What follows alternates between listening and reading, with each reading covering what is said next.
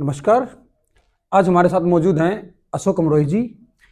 अशोक अमरोही जी Bharatiya Janata party के एक ऐसे सिपाही हैं जो लंबे समय से भारतीय जनता पार्टी के साथ जुड़े हैं। तो आज हम इनसे बात करेंगे कि ये कब भारतीय जनता पार्टी में आए और कब उसकी विचारधारा के साथ इनको जुड़ना हुआ, ऐसे इन्होंने भाजपा में क्या देखा। तो हम बात करते हैं अशोक अमरोही जी से। अशोक जी, आपका बहुत बहुत स्वागत है हमारे news channel the public first में। धन्यवाद। अशोक जी, अब कब भाजपा से जुड़े और कौन ऐसी क्या विचारधारा आपको वो लगी भाजपा की जो भारतीय जनता पार्टी के इतने लंबे समय से आप जुड़े हुए हैं? देखिए, भारतीय जनता पार्टी से मैं 18 साल से भी उम्र से कम से ही भारतीय जनता पार्टी से जुड़ गया जी। लगभग 17 साढ़े 17 साल की उम्र में ही मैं भारतीय जनता पार्टी का सदस्य बन गया था जी। और भारतीय जनता पार्टी जो विचारधारा, राष्ट्रवाद की जो विचारधारा से प्रेरित होकर जी। 1992 में मैंने भारतीय जनता पार्टी ज्वाइन की और भारतीय जनता पार्टी में 1992 के अंत में ही मुझे अनुसूचित जाति मोर्चा में नरला मंडल का मंत्री बनाया गया। इसके अलावा किन किन पदों पर रहे आप? मैं भारतीय जनता पार्टी ने काफ़ी पदों पर सम्मान दिया है। भारतीय जनता पार्टी के मैं 1992 के बाद भारतीय जनता पार्टी में मैं मंत्री भी रहा हूँ, नरला मंडल में मेन में जी। युवा मोर्चे का महामंत्री रहा हूँ, जी। युवा मोर्चे का 2000 में अध्यक्ष रहा हूँ। और जब मैं युवा मोर्चे का अध्यक्ष था तो आज तक हमारे जिले में शायद युवा मोर्चे का इतना बड़ा कार्यक्रम कभी नहीं हुआ जी। जो हमने किया था। जी। उसमें माननीय साहिब सिंह वर्मा जी और हमारे प्रदेश के अध्यक्ष मांगे राम गर्ग जी से लेकर उस वक्त के सांसद लाल बिहारी जी तिवारी तक हमने दिल्ली सरकार के खिलाफ नरला में बहुत बड़ा प्रदर्शन किया जो ऐतिहासिक रहा। जी। अशोक जी, काफी लंबे समय से दिल्ली में भारतीय जनता पार्टी अपना जनाधार नहीं दिखा पाई या कहीं इकट्ठा नहीं कर पाई या कहो जनता का विश्वास नहीं जीत पाई, क्योंकि पहले 15 साल राज किया कांग्रेस का राज रहा, शीला दीक्षित जी ने किया। पिछले 10 साल से आम आदमी पार्टी राज कर रही है। ऐसी कहाँ कमियां रही कि जो जनादेश जो है भारतीय जनता पार्टी की तरफ दिल्ली की जनता का नहीं आ पाया? देखिए, भारतीय जनता पार्टी जो सरकार 93 से 98 तक रही, जी। बहुत अच्छा कार्यकाल मैं समझता हूँ कि उस वक्त भारतीय जनता पार्टी का रहा। जी। लेकिन इस देश में या दिल्ली में कहें कि ऐसी एक जो रूमर चलता है, जी। एक छोटे से मुद्दे पर हमारी सरकार 98 में चली गई, जी। सिर्फ एक प्याज के चक्कर में कि प्याज महंगा हो गया, प्याज महंगा हो गया। एक कांग्रेस पार्टी ने इस तरीके का एक प्रोपगंडा रचा जी।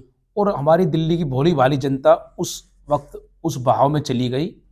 और उसके बाद जो कांग्रेस पार्टी की शीला दीक्षित की जब सरकार बनी 98 से, जी। तो उसके पश्चात कुछ ऐसी परिस्थितियां रहती रही कि भारतीय जनता पार्टी दिल्ली में अपना जनाधार नहीं बना पाई, क्योंकि 97 से लेकर अब तक 22 तक लगभग भारतीय जनता पार्टी निगम में रही। जी।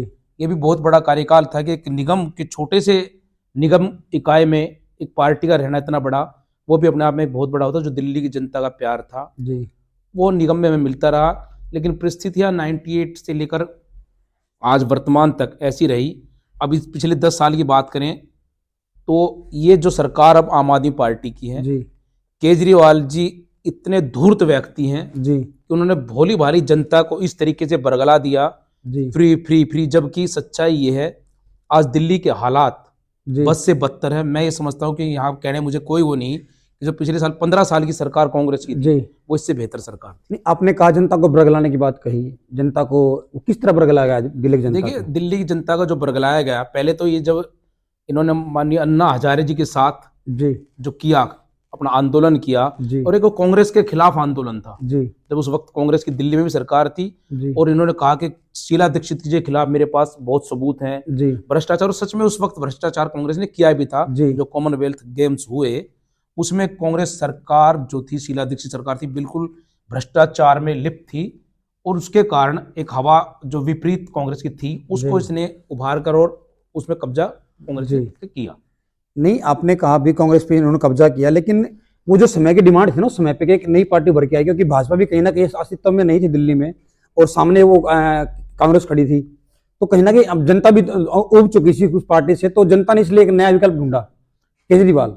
हाँ, विकल्प जो ढूंढा ना, वही तो बरगलाने वाली बात है ना। जब जी उन्होंने जब इस तरीके की बातें वो लेके आए जी कि मैं यदि सत्ता में आता हूँ बंगला नहीं लूंगा, गाड़ी नहीं लूंगा, जी और अन्य जो भी है हम सिक्योरिटी नहीं लेंगे, जी और दिल्ली की जनता को हम लंदन बना देंगे, पेरिस जी बना देंगे, ऐसी सड़कें बना देंगे। जी और हमारी दिल्ली की जनता बहुत भोली जनता है, बहुत ही अच्छी दिल्ली की जनता जो बेचारी अपने उस भाव में, उस बहकाए में चली गई। आप जो बात कह रहे हैं कि जी उन्होंने नई पार्टी का विकल्प चुना, जी तो माननीय अन्ना हजारे जी का जो व्यक्तित्व था जी वो पूरे देश में एक बड़ा सम्मानित व्यक्तित्व है, तो उन्होंने सोचा था कि जो अन्ना हजारे जी है उसी तरह के व्यक्ति होंगे, जबकि इन्होंने कहा था कि वो राजनीतिक पार्टी नहीं बनाएंगे।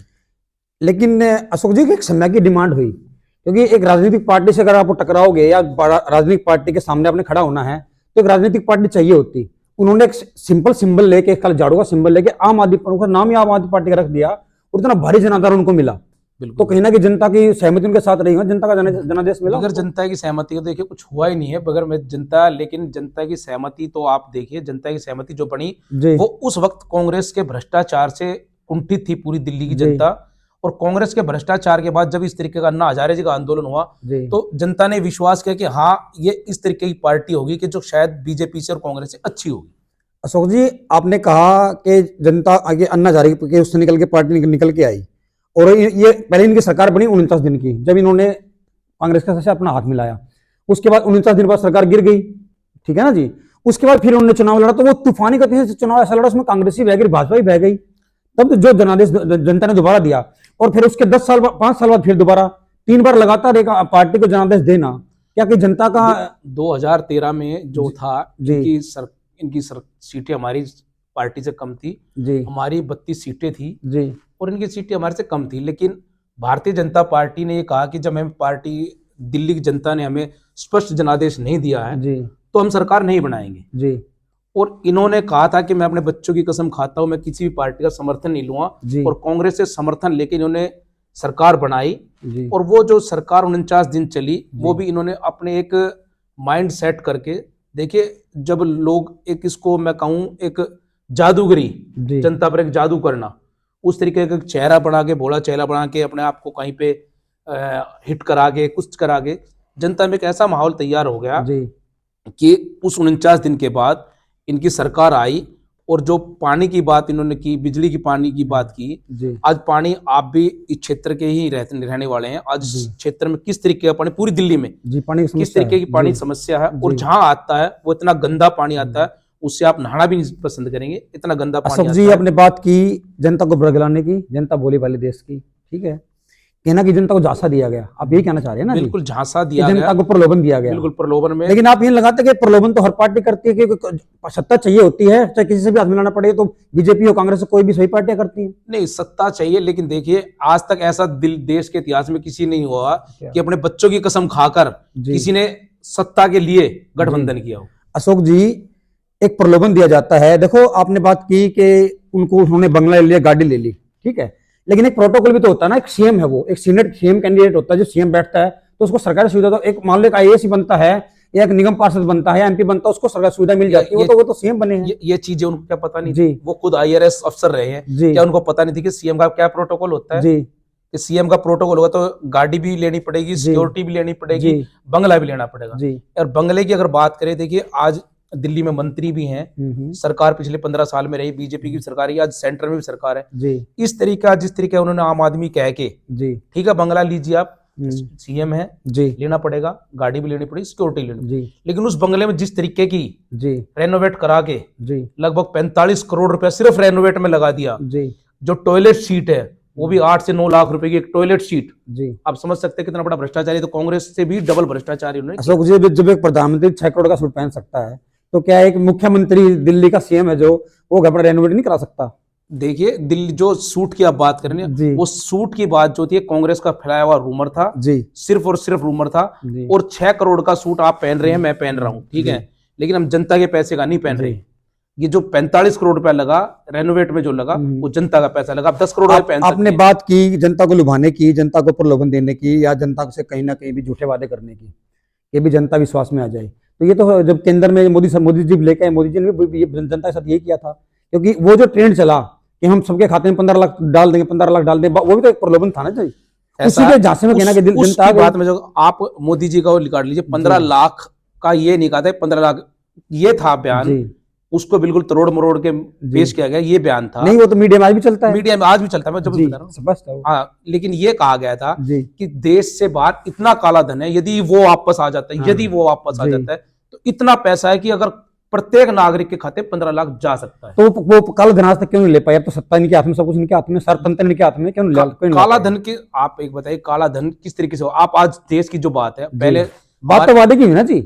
मैं बताता हूँ, बात वायदे की है, जी। पूरा होगा। जो भाजपा ने क्या है, हाँ। भाजपा चली थी, ये देखिए आप 19 जब 80 में भाजपा बनी, जी उस दिन उन्होंने कहा था कि हम राम मंदिर को बनाएंगे। जी भाजपा जब हमारी माननीय हमारे श्यामा प्रसाद मुखर्जी, जी जो हमारी पहली सरकार बनी, जो वैसी अंतरिम सरकार थी देश जी। की, उस वक्त भी भारतीय जनता पार्टी कहती थी कि कश्मीर में 370 जी नहीं होनी चाहिए। जी आज हम सत्ता में आए, हमने 370 खत्म की, जी। हमने राम मंदिर बनाया, और यह भी वायदा कि काला धन आएगा तो काला धन आएगा। चलो अशोक समय जी, लग सकता है। ये तो सत्ता की बातें हैं, सेंटर की बात बहुत लंबी चली जाएगी। अब दिल्ली में विधानसभा चुनाव हुआ, ये बात करते हैं विधानसभा चुनाव की। जी जी पिछले 10 साल से जो दिल्ली का कार्यकाल रहा है, अपनी विधानसभा की बात करूं मैं, आम आदमी पार्टी का, आप तो पार्षद भी दोनों हमारी नरला कॉन्स्टिट्यूंसी में जो है, इसके आम आदमी पार्टी के हैं, कितने संतुष्ट आप क्षेत्र के विधायक से और आम आदमी पार्टी के? देखिए, जी मैं नरेला की बात करूं, जी नरेला में विकास नाम की कोई चीज नहीं है। जी नरेला में जो राजा हरिश्चंद्र हॉस्पिटल है, जी इसका शिलान्यास माननीय डॉक्टर साहिब सिंह वर्मा जी, जो आज हमारे बीच में नहीं है, स्वर्गीय डॉक्टर साहिब सिंह वर्मा जी के द्वारा जी 97 में किया गया था।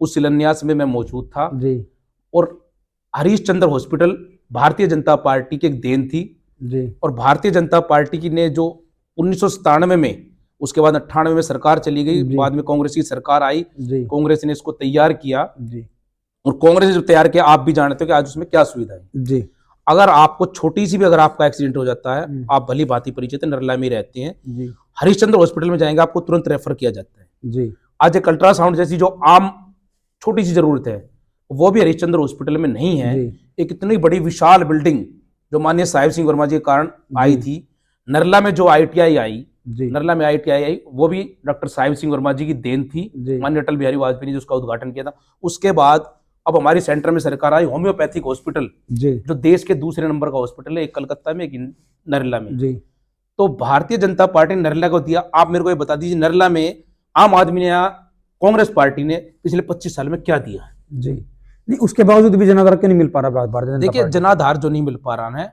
मैंने अभी आपको पहले भी कहा था कि जो छोटी छोटी चीजें ना, आज मैं भी जो अगर आम जो आदमी है, मध्य वर्गीय आदमी है या जी। लोअर क्लास का आदमी है, जी वो क्या सोचता है, अपने छोटे फायदे के चक्कर में सब चीजों को भूल जाता है। जी आज उन्होंने इस तरीके से बरगलाकर 200 यूनिट, मैं मानता हूं कुछ लोगों को फ्री मिल रही होगी, जी लेकिन मान लीजिए जो जरा सा भी है, हम भी बिल्कुल मध्य वर्गीय परिवार से आप और हम, लेकिन क्या आपको और मेरे को 200 यूनिट का फायदा है? जी। नहीं, कहीं ना कहीं फायदा सबको मिल रहा है, कोई बड़े का हो जो छोटे नहीं का हो। नहीं नहीं, किसी को फायदा नहीं। अगर आपकी 200 यूनिट से ऊपर आपकी है, जी मैं 200 यूनिट से ऊपर खपत करता हूं, जी। तो मेरे को उसका पूरा चार्ज देना पड़ता तो है। कहीं ना कहीं जो आम जगह एक वर्कर आदमी है, मजदूर आदमी है, या झुग्गी झोपड़ी वाला कह लो, स्लम में कह लो, वहां तो जो 200 यूनिट का फायदा उन लोगों को मिलेगा। मैं 200 यूनिट, वही मैं कह रहा हूँ, 200 यूनिट का फायदा मान लीजिए कुछ लोगों को मिल गया, मान लीजिए जी। दिल्ली के 5%, 7%, 10% लोगों को मिल गया, जी लेकिन उसके बाद दिल्ली के हालात क्या हुए? जी एक हमें मान लीजिए अगर 200 यूनिट का तो फायदा मिल गया, जी आज दिल्ली में सड़कों का बुरा हाल है, दिल्ली में कहीं पानी की जी। निकासी नहीं है, जी दिल्ली में जो पीने का पानी है वो गंदा पानी है, जी और वो जो 200 यूनिट है वो किसी मध्य वर्ग के परिवार को भुगतनी पड़ रही है, जी। उसका पैसा वहां पर जाता है। आज जल बोर्ड कितने घाटे में है? जी जल बोर्ड जो शीला दीक्षित के टाइम में जल बोर्ड का गठन हुआ, उसके बाद वो कितने फायदे में था, आज कितने घाटे में है। जी DTC बसें अब आप ही रोड पे देखिए किस तरीके से खाली, मतलब DTC नहीं, क्लस्टर बसें, जी। DTC की तो बसें रह ही नहीं गई हैं। DTC आज किस तरीके से घाटे में चल रही है। आपने एक चीज देकर जी फ्री आपने मान लीजिए बस दे दी जी महिलाओं को, जी आपने 200 यूनिट बिजली दे दी, जी उसके बाद दिल्ली के हालात क्या हुए? जी आप कहते हैं कि नए स्कूल बनाएंगे, एक कॉलेज बताइए आप दिल्ली में, जी नया कॉलेज, एक कॉलेज जी दिल्ली में। और माननीय साहिब से हमारी जो 93 से 98 सरकार थी, उसमें हमने 7 कॉलेज खोले थे, जिसमें अदिति कॉलेज, केयर कॉलेज और ये अपना केशव महाविद्यालय। जी इस 7 कॉलेजों के बाद आज तक दिल्ली में कोई कॉलेज नया नहीं बना है। जी हमारे स्कूलों की बात करें, नरला में एक ही बिल्डिंग के अंदर स्कूल तो बन गए, जी बिल्डिंगें बन गई, उनमें भी भ्रष्टाचार, बिल्डिंगें तो बनी है, जी। लेकिन नया स्कूल नरला विधानसभा में एक नया स्कूल के नाम पर कोई स्कूल का गठन हुआ? जी। तो आप ये बताइए अशोक जी, अब फिर विधानसभा चुनाव सिर पे आ ही गए हैं, सामने आपके खड़े हैं, अब की बार क्या लगता है, क्या भारतीय जनता पार्टी अब की बार अपना परचम लहरा पाएगी दिल्ली में? देखिए, जितना इस व्यक्ति ने, अरविंद केजरीवाल या इनके जो अब कितने इन्होंने भ्रष्टाचार किए, अब शराब जो घोटाला हुआ, एक के साथ एक फ्री, कहते हैं शराब का घोटाला नहीं था इनका जी। नाम, लेकिन क्या आप ये मानते हैं अगर शराब मैं पीता हूं, जी मेरे पास एक बोतल फ्री आ रही है, जी तो मैं आपको भी ललायित कर रहा हूँ जी। यार मेरे पास तो एक है, दो आ गई, आजा तू भी आजा। अशोक तो जी, क्या परिवारों को बर्बाद नहीं किया गया आप शराब जिसको में? कह रहे कि शराब घोटाला किया गया, वो एक पॉलिसी थी, वो पॉलिसी गवर्नमेंट लेके आई, लेकिन वो पॉलिसी खाली दिल्ली सरकार थोड़ी लेके आई थी, क्योंकि ऊपर से जब पास हो गया तो पॉलिसी आती है, क्योंकि एलजी के बिना तो पॉलिसी पास नहीं हो सर सकती। मैं आपकी कहीं ना कहीं एलजी का भी तो हमें सहयोग रहा होगा ना जी। देखिए, तो कसूरवार केजरीवाल ही क्यों? नहीं कर अगर ये पॉलिसी लेके आए थे, केंद्र आपकी है, एलजी भारतीय जनता पार्टी का बैठा है, और केजरीवाल अगर ये गलत चीज लेके आ रहा था तो उस एलजी ने रोका क्यों नहीं? क्यों पॉलिसी को कई चीजें होती है सरकार जो लेके आती है, जी। ठीक है ना, एलजीओ या राष्ट्रपति हो, जी। कई चीजें ऐसी होती हैं जी। कि जो करते हैं, लेकिन उसके बाद भाजपा के विरोध के बाद ही जी। वो पॉलिसी वापस, अगर अच्छी पॉलिसी थी तो वापस क्यों ली गई? जी। अगर वो पॉलिसी ठीक थी तो सरकार को अडिग रहना चाहिए था। नहीं, आपकी बात सही मान ली मैंने कि पॉलिसी अधिक थी, गलत थी, वो एक है भी शराब का, वो नहीं होना चाहिए। अब आपने बात की, शराब की बात करता हूँ आपकी, आप कह रहे शराब घोटाला बहुत बड़ा हुआ, शराब जगह जगह बिक रही है। अब आप नरला में रहते हैं, मैं भी नरला में रहता हूँ, नरला विधानसभा में ही हम कहीं ना कहीं रहते हैं। नरला में ऐसी कौन सी गली है, कौन सा है जहाँ में शराब नहीं बिक रही? देखिए शराब नहीं उसका विरोध क्यों नहीं, उसका विरोध क्यों नहीं किया गया कि ये सिर्फ राजनीति के लिए ठेकों को वो बनाया गया दिल्ली सरकार को? शराब तो हर गली में बिक रही है। वो जो शराब बिक रही है बिल्कुल सरासर गलत है, और जी। कई जगह ऐसा है, जी। हमने उसका विरोध भी किया। इसमें भले ही सेंट्रल गवर्नमेंट में, दिल्ली पुलिस सेंट्रल गवर्नमेंट के अंडर आती जी। है, लेकिन ऐसा जो काम हो रहे हैं, कहीं भी हो रहे हैं, पूरी दिल्ली जी। में, पूरे देश में, जी। जो अवैध शराब की बिक्री है, जी। उस पर अंकुश लगना चाहिए। तो और बिल्कुल ये किसका फेलियर है?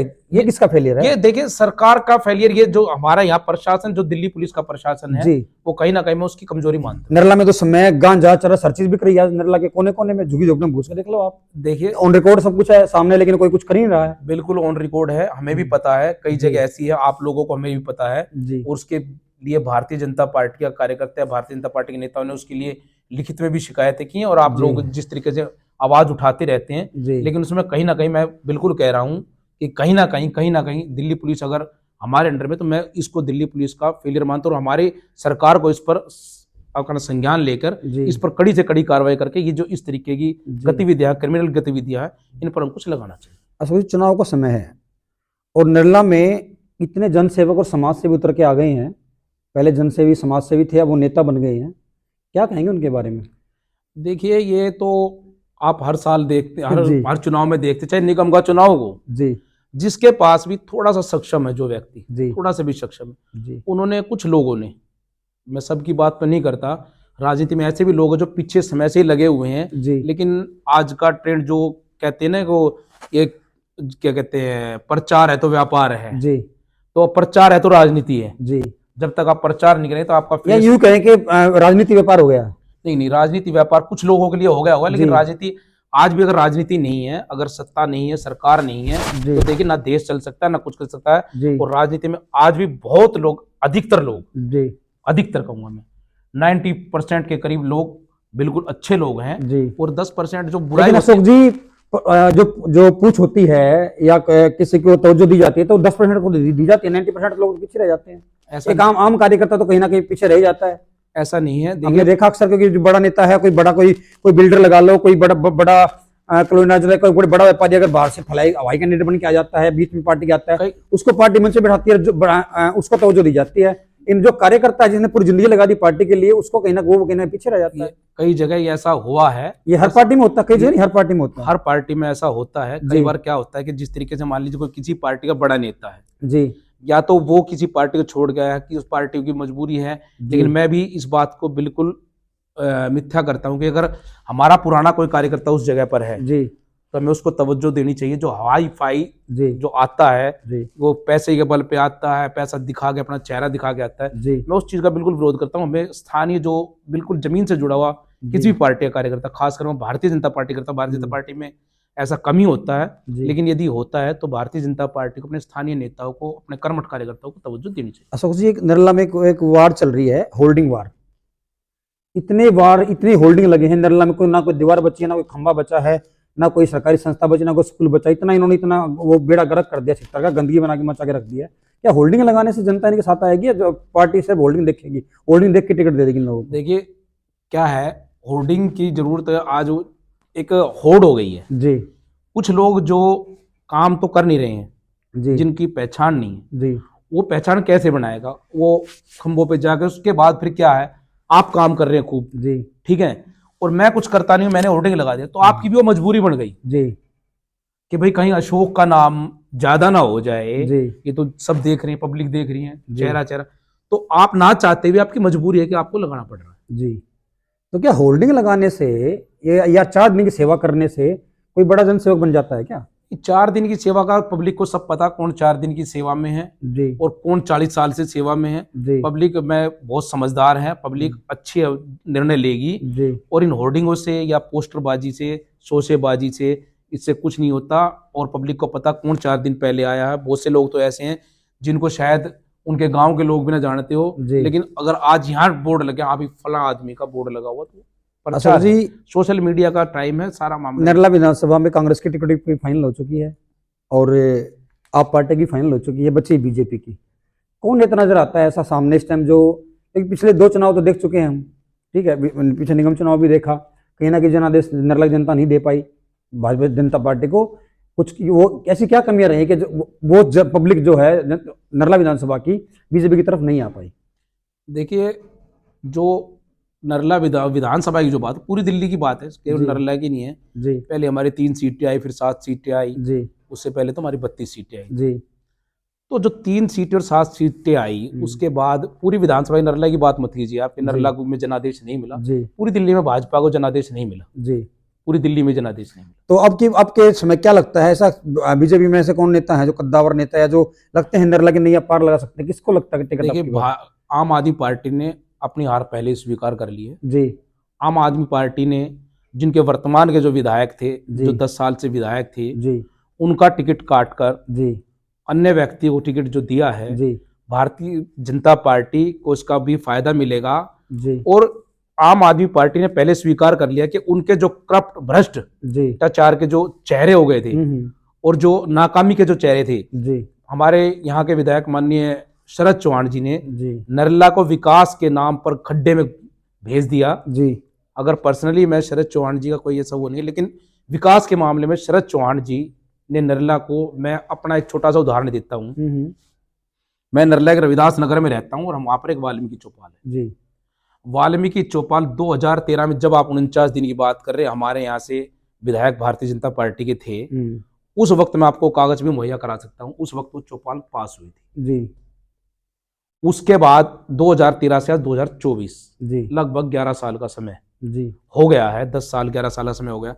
उस चौपाल के हालात इतने खराब हैं जी कि उस चौपाल के बाद मैंने स्वयं माननीय विधायक जी से, शरद जी चौहान से मैं मिला हूँ, जी हमने लिखे, मैं वहाँ के RW का प्रेसिडेंट भी हूँ, जी लेकिन कोई सुनवाई नहीं है। और दिल्ली की हर सड़क का, हर नरला की हर सड़क का जी इतना बुरा हाल है। नरला को बिल्कुल विकास के मामले में बिल्कुल बिल्कुल बिल्कुल नंबर 1 होते हुए विधानसभा अशोक जी, आपने कहा कि 49 दिन की सरकार में जो विधायक बने नीलदमन खत्री जी, उस समय चौपाल पास हुई, मतलब कहीं ना कहीं काम कराया गया। हाँ जी। उसके बाद 2 बार फिर लगातार नीलदमन जी लड़े रहे हैं, क्यों नहीं जनादेश में अगर काम कराया देखिए, गया? जनादेश, मैंने आपको कहा कि नीलदमन जी की बात नहीं है, भारतीय जनता जी पार्टी को पूरी दिल्ली में हमारी जो, मतलब जी जनादेश भारतीय जनता पार्टी के, मैं कहता हूँ ठीक है, जनता ने जो भी स्वीकार था हमें जनता का, जी। भारतीय जनता पार्टी पूरी दिल्ली में ही जनादेश नहीं था, नरला विधानसभा की बात नहीं। तो अब की बार क्या देख रहे हैं, नरला में किसको टिकट आना चाहिए? आज भारतीय जनता आम पार्टी आदमी का? पार्टी का जो झूठ का मुखौटा था, वो छोड़ दीजिए पार्टी को आप। भारतीय जनता पार्टी, जो आम आदमी पार्टी का जो झूठ का मुखौटा था, वो जी। उतर चुका है। और अब की बार नरला समेत पूरी दिल्ली में भारतीय जनता पार्टी सरकार बन रही है। अशोक जी, आपने कहा कि आम आदमी पार्टी का झूठ का मुखौटा उतर चुका, उन्होंने कोई काम नहीं किया। देखो, मुख्यमंत्री होता है, ठीक है, वो आम आदमी पार्टी का रहा, विधायक भी आम आदमी पार्टी के रहे, लेकिन पिछले 10 साल में हम मानते हैं कि आम आदमी पार्टी हर मोर्चे फेल हुई, जैसे कि आप लोग कहते हैं। भारतीय जनता पार्टी तो ये कहती है आम आदमी पार्टी, लेकिन पिछले 10 साल से जो MP जो रहे वो तो भारतीय जनता पार्टी के रहे ना जी, भाजपा के रहे। देखिए, MP ने क्या करके दिखाया मैं क्षेत्र बताता में? हूं, अगर हमारे पहले MP रहे, जी मैंने भी आपको बताया था, होम्योपैथिक हॉस्पिटल जी जो नरला में हुआ, जी वो भारत सरकार की देन है, MP की देन है। जी जो URP जो बनने लग रहा है, इतने बड़े बड़े हाईवे बनने लग रहे हैं जी। आपके नरला वो से, तो सेंट्रल गवर्नमेंट का प्रोजेक्ट है ना जी। सेंटर, तो MP के बगैर थोड़ी होगा भाई जी साहब। आएगा तो MP के थ्रू, MP जी के प्रयास से तो आएगा। जी अगर जो यहाँ विधायक जो काम करेगा तो CM के थ्रू तो करेगा। जी सरकार बजट तो CM के थ्रू ही, सरकार का जो अपना वित्त विभाग है वही जी तो देगा, जी चाहे MP को तो चाहे MLA को दे, जी सरकार तो वही है ना। और लाए तो हमारे MP ना, हमारे MP साहब ने जो किया, जो जी। भी MP रहे, उनके प्रयास से तो यहाँ हुआ ना। नहीं, एक MP का काम और देखा हमने भी पीछे कि मानते भी पार्षद काम नहीं करवा पा रहे, मंत्री काम नहीं करवा पा रहे, लेकिन मैंने एमपीओ को भी देखा, नेताओं को भी देखा कि एक जगह चले जाते हैं कि एक माइक साथ में लेते हैं, पता नहीं कौन किसके हाथ में माइक होता है, कौन क्या बोलता है, एक बार गंदगी में जाके कोई खड़े हो गए, एक बार नाले में जाके कोई घुस गया। ये कैसी राजनीति हो रही है? ये क्या दिखावा जनता के सामने नेताओं को? देखिए पीछे चंदोलिया जी रिक्शा के सब पीछे धक्का लगा रहे थे पीछे की। मैं तो चंदोलिया जी की इस बात में तारीफ करना चाहता हूँ। जी जो दिल्ली के हालात थे जी वो, पहले तो आप इस पे बात कीजिए, चंदोलिया जी उसके अंदर गए, पानी के अंदर नहीं गए, लेकिन वहां पानी भरा हुआ था, ठीक है, बगैर बारिश के पानी भरा हुआ था, ठीक है, और कितना पानी भरा था वो आपने वीडियो में देख लिया। हाँ, देख लिया। और मेन सड़क का था ये भी आपने देख लिया। जी ये पहले तो दिल्ली सरकार का फेलियर था जी और किसी गरीब व्यक्ति का अगर रिक्शे वाले का हो गया और वहां एमपी साहब है जी और उन्होंने एक आम नागरिक के नाते उसको रिक्शा में उसको धक्का देकर, जी मैं तो एक बड़े वो जो शीश महल में बैठ के जी जो राजनीति करते हैं, जी जो माननीय हमारे पूर्व मुख्यमंत्री अरविंद केजरीवाल जो शीश महल में बैठ के राजनीति करते हैं, और एक हमारे एमपी जो एक सड़क पे जो काम कर रहा उसको धक्का लगाने के लिए अपनी कपड़ों की चिंता बगैर किए हुए, मैं तो इसमें। लेकिन अशोक जी वो पानी तो वहीं रह गया ना, वो खड्डा भी वहीं रह गया, अगले दिन को धक्का लगाएगा उसको। एमपी ने तो उतर के धक्का बनवा के, धक्का मारते वीडियो बनवा के फ्लैश कर दी कि मैं जनता के लिए काम कर रहा हूँ, वो लेकिन वो गड्ढा तो वहीं रह गया ना, अगले दिन फिर वही गड्ढा। खड्डा किसकी जिम्मेदारी है? जी सरकार बदलेगी, हालात बदलेंगे, वो खड्डे खत्म। एमपी का जिम्मेदारी होती है ना जी, एमपी तो कर सकता है ना, एमपी का पावर होती है सर एमपी के बारे में, लेकिन प्रशासन हिलता है एमपी के। एक बात है, आपकी जिम्मेदारी परिवार में एक अलग है जी, आपकी पत्नी की जिम्मेदारी अलग है जी, आपके फादर की परिवार में जिम्मेदारी अलग है, आपके बच्चों की जिम्मेदारी अलग है जी। आप अपनी पत्नी वाले काम, लेकिन कहीं ना कहीं जिम्मेदार तो एमपी को मिला ना जी। सर एक मिनट जी सुनिए ना, जी, जो वो सड़क है जी, क्या वो एमपी हेड की सड़क है? सर सुनिए, नहीं, आपकी बात सही मान ली मैंने, आपकी बात सही है कि वो सड़क एमपी हेड की नहीं है। हाँ जी, लेकिन क्या एमपी हर जगह हेड देख के काम करेगा क्या? एक एमपी को लग रहा है समस्या है, तो समस्या तो कहीं की भी हो, छोटी छोटी है, बड़ी बड़ी, एमपी को लगता है ये हो सकती है, तो एमपी उसको ठीक करा सकता है कि खाली वीडियो बनवानी होती है? नहीं, वीडियो बनवाने की बात नहीं है, वीडियो बनवाने की बात नहीं। नरला में बहुत सारी, दिल्ली नरला में क्या चंदोलिया की कार्य क्षेत्र में वो सही सड़कें हैं सर। आप देखिए वो एक बाई चांस की बात है जी, कोई ये नहीं था कि कोई जैसे स्क्रिप्ट लिखता है ना जी केजरीवाल, हाँ कि कहाँ पे थप्पड़ लगना है जी, कहाँ पे माइक उठना है, कहाँ पे बैठना है, मेकअप करके आना है, अपने आप को बेचारा भोला दिखाना है, 30 रुपए की चप्पल पहन के आनी है, 40 रुपए की शर्ट पहन के आनी है, वो एक वो अपनी स्क्रिप्ट लिख के आता है। अशोक जी सर मेरी सुनिए, जो हमारे माननीय सांसद जी की बात है जी, आदरणीय योगेंद्र चंदोलिया जी, हाँ, वो एक इत्तेफाक है कि वो वहां से जा रहे तो रिक्शा फंसा था। लेकिन आप एक बात देखिए, एक एमपी के साथ में 2-4 लोग हमेशा अक्सर होते साथ में होते हैं, बिल्कुल, 1-2 गाड़ी तो साथ में होती है उनके, और भी लोग होते हैं, तो वो भी धक्का लगा सकते थे उस गाड़ी को। आप एमपी जी खुद के गुस्से में, पूरी वीडियो देखिए, देखिए मैंने वीडियो, 2 आदमी है उसमें, वो बाद में आए, पहले वीडियो बनी, लास्ट में नहीं, पहले तो एमपी जी खुद घुसे नहीं जाके उसके अंदर। बात सुनिए, तो वो आदमी भी निकाल सकते थे उसको। मैं आपको एक उदाहरण बताता, नहीं वो बनी ही, फिर कैमरा लगवाया तो क्या कहीं ये चुनावी स्टंट राजनीति नहीं दिखता आपको? सर एक बात आओ, मान लीजिए वो पानी की वीडियो बना रहे हैं, गंदगी की तो वीडियो बना रहे हैं कि यहाँ गंदगी है, और उसी गंदगी पहले वीडियो बन रही है जी, वो नाले का पानी भरा, वहां पर दिखाना चाह रहे कि गंदगी है, उसी वक्त वहां पर रिक्शा फंसता, तो एमपी साहब ने जाकर निकाला, तो कौन सा गलत किया? एक मदद दी थी एक गरीब? नहीं, वो आपके अच्छा किया, मैंने कब कहा गलत किया, लेकिन उस मदद के साथ एक कैमरा लगाना, फिर उसको फ्लैश करना, पब्लिक में दिखाना, सुनिए मैं बता रहा हूँ, वो तो गलत चीज हो जाती है ना अशोक जी। सर आप एक बात है, वहां गंदगी, एमपी साहब की वीडियो वहां बन रही है, उससे पहले बन रही है, गंदगी की वीडियो बन रही है। नहीं आजकल नेताओं ने, आजकल का क्या है अशोक जी, नेताओं ने ट्रेंड बना लिया। मैं खाली आपकी बात नहीं करूंगा, बीजेपी वो कांग्रेस का हो या आम आदमी पार्टी का कोई भी हो, कहीं भी जाता है वो कहीं पे झाड़ू भी लगाता है ना, या कि पत्थर उठाता है, उसकी वीडियो डाल के तो वो उस पर डाल देता है। ये किस तरह की राजनीति आ गई है? दिखावे की राजनीति आ गई है, काम की तो कहीं हो ही नहीं रही। देखिए हर पार्टी के नेता का ये हाल है। बिल्कुल आप ठीक कह रहे हैं कि दिखावे की राजनीति। आज मैंने अभी कहा कि पहले भी मैंने अभी आपको कहा था कि समय ये आ गया, आपको दिखाना भी जरूरी है और काम करना भी जरूरी है। जब तक आप नहीं दिखाएंगे तो आप ये कहेंगे कि भैया मतलब जो दिखेगा वो बिकेगा, जो नहीं, आप काम कीजिए लेकिन उसको उसका कम प्रचार और काम ज्यादा होना चाहिए। लेकिन आज नहीं लगता आपको प्रचार ज्यादा काम कम है? अभी जो नेता पोर्टल पे उतरे हैं, जो अभी उतरे हैं, वो तो दिखाव में ज्यादा चल रहे हैं। ये जो चीज, ये ट्रेंड जो शुरू किया, ये दिल्ली सरकार ने ट्रेंड शुरू किया। पहले बजट जो होता था हमारा, बीजेपी ने शुरू नहीं किया कभी। सर एक मिनट सुनिए, मैं बताता हूं। सरकार का विभाग जो इनका है, कितना कांग्रेस पार्टी के टाइम में आप कितना प्रचार देखते थे? जी प्रचार देखो दिल्ली से नहीं कितना देखते थे प्रचार होता है सरकार जी। एक क्या होता था, देखो उस समय दौर था, मीडिया का भी था, लेकिन अब जो पिछले 15-20 साल में जो सोशल मीडिया का दौर आया है, और अब जो आ गया है, सिर्फ दिखावा ही रह गया। कुछ सेंट्रल गवर्नमेंट हो, क्षेत्रीय पार्टी हो, या कोई आप अगर किसी विधानसभा में एक छोटा सा बाथरूम बना रहे जी, मान लीजिए कोई भी विधानसभा, मान लीजिए बवाना विधानसभा को नई सौगात केजरीवाल जी की तरफ से यहाँ पर बना एक शौचालय जी, ये है बेकार के प्रचार और प्रसार। ये तो हर पार्टी करती है ना जी। नहीं नहीं, हर पार्टी नहीं करती। जितना इन्होंने धूर्त पड़ा इसमें, जितना करप्शन जी प्रचार के थ्रू इन्होंने किया है, जी क्योंकि देख देख के कुछ आदमी, वही मैंने भी आपको पहले भी कहा था कि जब आप अगर काम करते हुए जी अपना प्रचार नहीं कर रहे और मैं एक नया राजनीतिक में आके अपना प्रचार से कर रहा हूं, तो आपको अपना दिखाना पड़ेगा। अच्छा तो उसका जवाब आपको देना पड़ेगा जब वो झूठ का सहारा लेकर प्रचार, सरकार का पैसा लगाकर जी करोड़, सैकड़ों करोड़ रुपया, जी करोड़ नहीं सैकड़ों करोड़ रुपया जी प्रचार और प्रसार में लग रहा है। इतने में आपके यहाँ मोहल्ला क्लिनिक क्या हालात है, जी। लेकिन मोहल्ला क्लिनिक का प्रचार विदेशों तक। तो आपको अब ये नहीं लगता कि जनता अब समझ चुकी है, जो प्रचारवादी नेता उतर के आ रहे हैं, जो प्रचार पे विश्वास बिल्कुल रखते हैं, जनता कहीं ना समझ चुकी है, जी बिल्कुल जनता समझ चुकी है।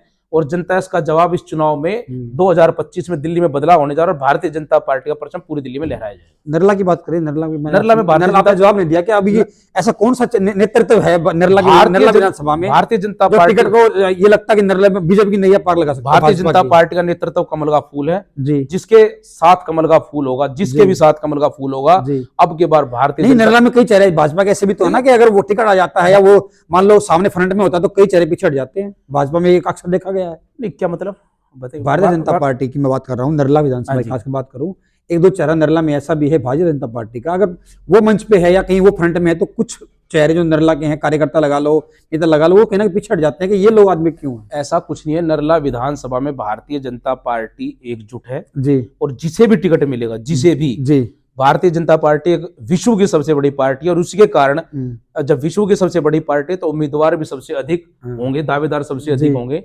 लेकिन जिसे भी एक को मिलेगा सभी मिलकर काम पार्टी को करेंगे। क्या देख के वो प्रत्याशी चुनना चाहिए? देखिए, भारतीय जनता पार्टी को, किसी भी पार्टी को, एक तो जो पहले मैंने आपको कहा था कि किसी भी पार्टी में हो, जी एक तो संगठन से पुराना जुड़ा हुआ हो, जी जिसको संगठन की परख हो, जी जिसको क्षेत्र के दर्द का पता हो, जी जो क्षेत्र के दर्द को जी मिटाने का दम रखता हो, जी जिसके पास ऐसी सोच हो नई योजनाओं की या पुरानी जो समस्याओं के निदान की, जी ऐसे व्यक्ति को भारतीय जनता पार्टी को टिकट देना चाहिए। जी और चाहे कितना भी बड़ा नाम क्यों ना हो। जी जो आप पहले कह रहे क्या थे, नेता, क्या प्रत्याशी की छवि मायने नहीं रखती? क्या छवि है? मैं वही तो कह रहा हूँ, जो पार्टी की छवि, जो भारतीय जनता पार्टी के जितने भी जी यहाँ दावेदार हैं, जी सभी को अच्छी छवि के, भारतीय जनता पार्टी एक राष्ट्रवादी पार्टी और जी एक भारतीय जनता पार्टी सनातन को मानने वाली और भारतीय संस्कारों को मानकर चलने वाली पार्टी है। हमारे सभी आपको नहीं लगता कि उम्मीदवारों की आपने कहा कि भारतीय जनता पार्टी की छवि की अच्छी छवि है, जो बाहर वाले गलत लोग आते हैं, ये दूसरी पार्टी छोड़ के आते हैं,